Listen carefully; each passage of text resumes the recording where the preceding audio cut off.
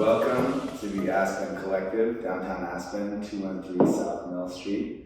We have the honor of having Hannah Rothstein in the house and her incredible work, which is topical and prescient. We have two bodies of work here. Essentially, if you were to distill it down, fear and fixes. One of the things we're really passionate about at the gallery is showing art that is relevant, topical, and environmentally oriented. So we're very happy to have this incredible show up. Just to kind of break the ground, can you briefly explain these two bodies of work and what you have going on here? Sure, I'd be happy to. So with my work, I try to address the climate crisis and really give visuals to the climate movement, because every successful movement has its posters and its imagery that makes it successful. So that's what I'm trying to do. And in doing that, I think we need to approach the climate crisis from all angles. So both, talking about what will happen if we don't change the current trajectory that we're on, and also talking about ways we can fix the issues at hand. So I'm hoping to make imagery that really resonates with people and makes the future feel now, makes climate change feel emotionally resonant, and gives a visual voice to all the data and the numbers behind climate science that can be really dry, boring, and too easy to kind of like let in one ear and out the other. One of the cool things about this show is that there's what we kind of talked about the other night is like subversive messaging. When you look at these posters, you see like 1930s national park posters, and I was in Moab recently, and you see, these iconic imagery, but it really takes a little bit more attention to see what these things are saying. So for instance here, in the Saguaro National Monument, Ranger Naturalist Service guided nature trails and winter walks, but right here it says dead saguaro, buffalo grass invasion, species loss, drought. It's kind of like it takes a minute to realize what's going on. Obviously in this one, when you see the Great Smoky Mountains burning or the redwoods destroyed, you get the message a little bit cleaner.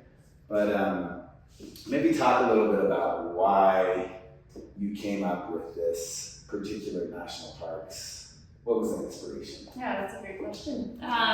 So I know the WPA style posters that these are inspired by to be very iconic and symbolic of a time when America was at its greatest and really in its stride. And these posters sort of embody that with their visuals. So my idea was to first take that feeling and really juxtapose it with the America that we could be creating if we don't work on the climate crisis quickly. And in doing so, putting these two different feelings together really create something that was visceral and immediate feeling. And the second benefit or tactic I was using was by taking an aesthetic that's familiar, you draw people in, they think, oh, I know that, I've seen those before, I love those. And then when the minute they look closer, they say, or do I know what this is? And it really sort of piques their interest and draws them in. So that was my goal. And I think we also have the same feeling over here with the fixes. This kind of screams 60s psychedelic art, Bill Graham concert posters. So instead of kind of using an aesthetic from the national parks here from the 30s? Mm-hmm. About 30s. Now we have late 60s, early 70s San Francisco. Exactly, and I wanted to use those images because the rock posters sort of imbue this sexiness and this cachet and this excitement that was attached to Woodstock and all the musicians of that era. And I wanted to take that feeling and attach it to climate solutions, because if we're going to make a difference, we need to get people excited about the ways we can make positive change and can make a difference. So I wanted to really give climate solutions a moment in the spotlight, make them feel like they were oozing with excitement, and that was the goal of these. And it was just a lot of fun to work with the old rock poster aesthetic, because it's so vibrant and trippy and imaginative. And Can you talk a little bit about your process? Because I know it wasn't easy making these. You know, when we talked about doing the show originally, we talked about just doing posters. But then we got in this idea of why not make them unique, one-of-a-kind paintings? And what we have on display here are 6 of these national parks paintings and 6 of these kind of new age fixes for the climate.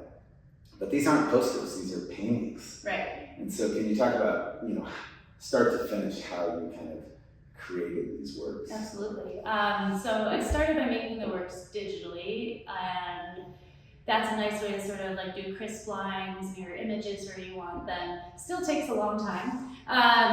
And once I had them digitally, I then transformed them into a physical painting. And doing so, I changed some of the colors and the imagery in the original paintings, like with the Saguaro National Parks poster. I changed the colors of it to make them more evocative of succulents. So the colors in that are really inspired by all the succulents you might see in the desert or have on your windowsill that are desert plants. And I also liked how that made it really highlighted the juxtaposition between like the pleasant color scheme and the jarring messaging. That's one example. And then over with the other half in the hope section. So with this image compared to the digital version that I originally made, I took out a lot of text, leaving it up to the viewer to research what biochar is or to know what it is, but also added some hints into the imagery by creating this orange ombre, which is evocative of fire, which is a major part of biochar. It's where you burn organic material without oxygen to make a compact, pure form of carbon that can be used in fertilization, for example.